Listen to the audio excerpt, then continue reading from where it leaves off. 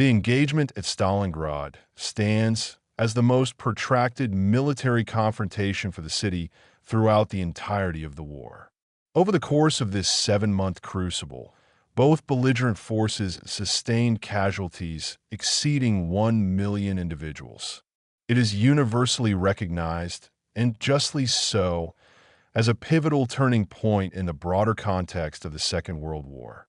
This marked the first occasion the Reich endured such a devastating scale of attrition. Let us now examine this monumental clash from the perspective of the German military.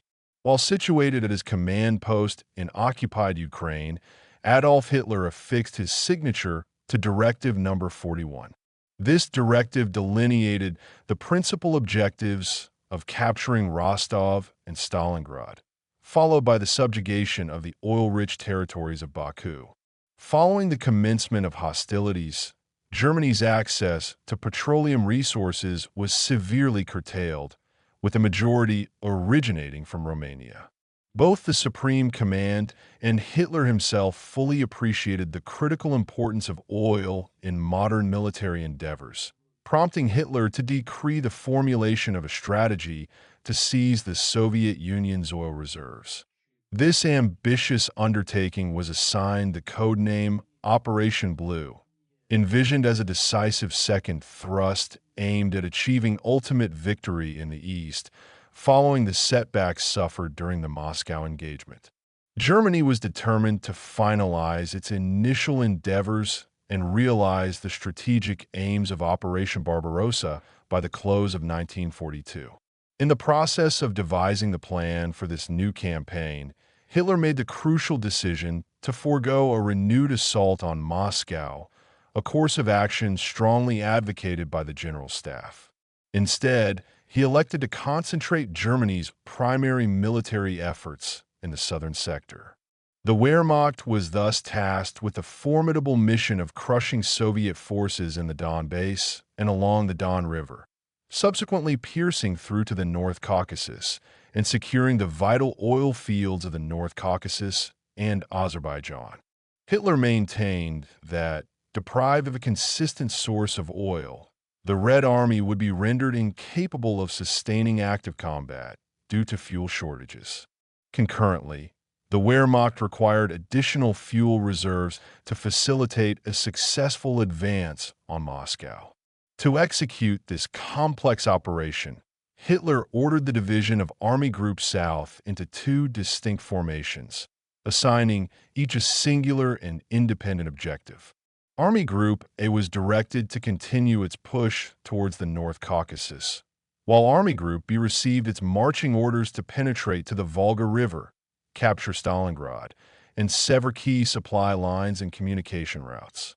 Owing to an insufficiency in German troop strength, a decision was made to augment their numbers with forces from Allied Axis nations and satellite states, namely Romania, Hungary, and Italy.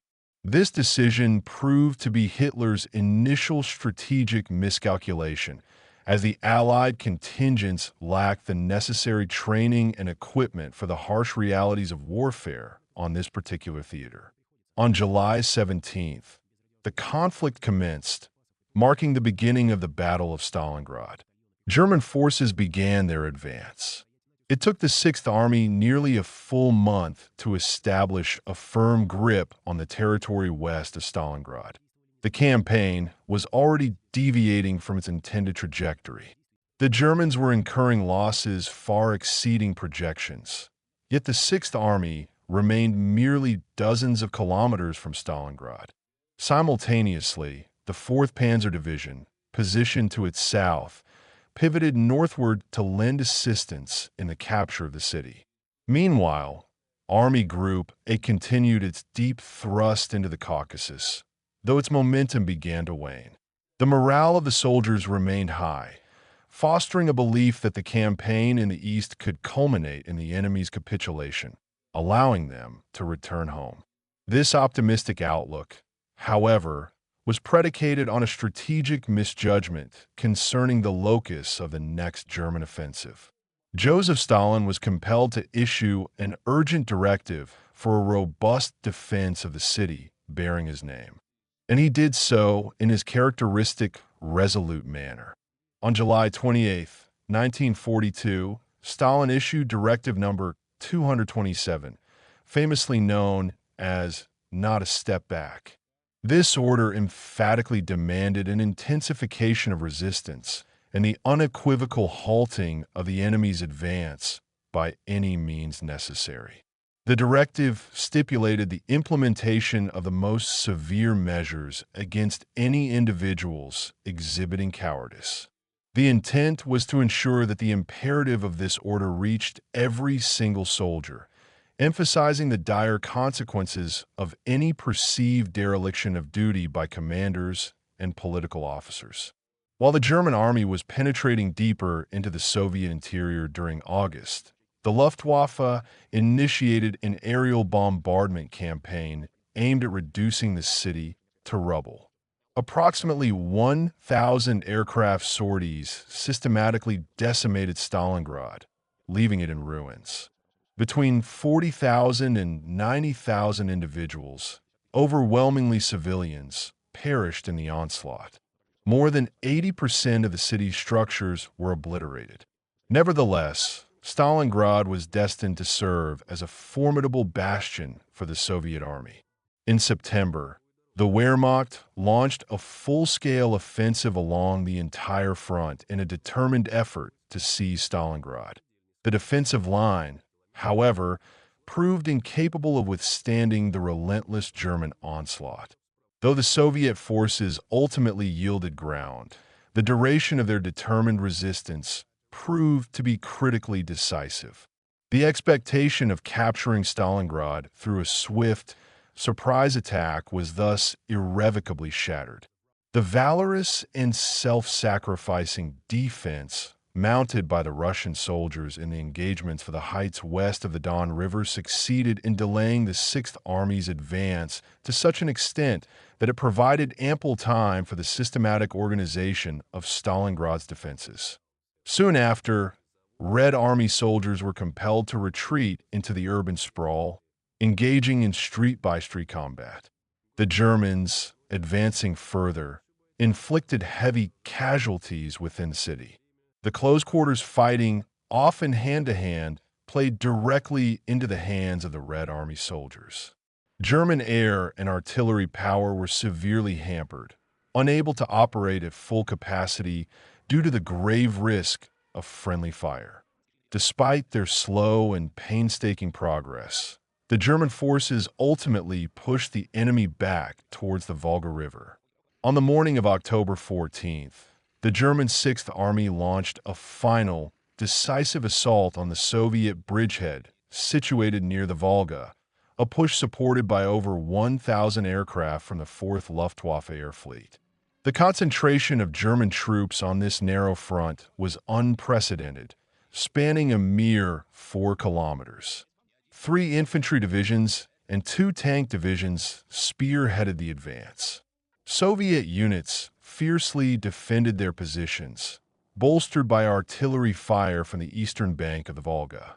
However, artillery units on the western bank of the Volga began to experience a critical shortage of ammunition, a consequence of the ongoing preparations for a major Soviet offensive. On November 9th, the onset of frigid weather brought temperatures plummeting to 18 degrees Celsius below zero.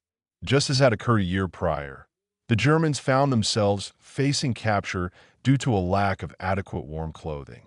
The winter offensive ground to a halt, affording Soviet generals the crucial opportunity to finalize preparations for a counteroffensive.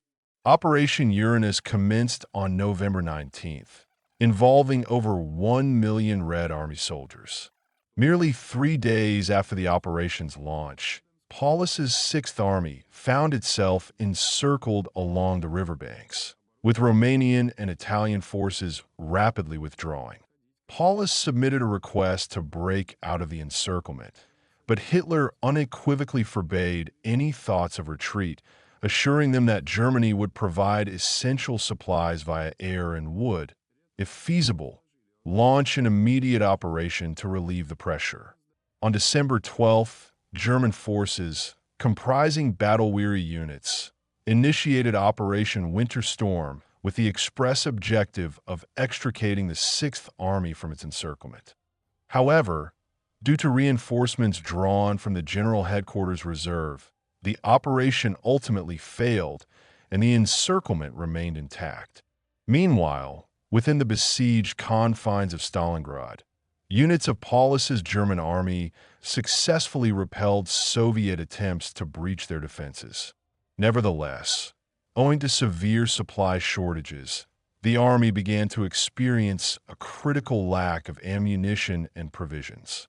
On January 9th, Paulus was formally presented with an ultimatum demanding the surrender of his forces.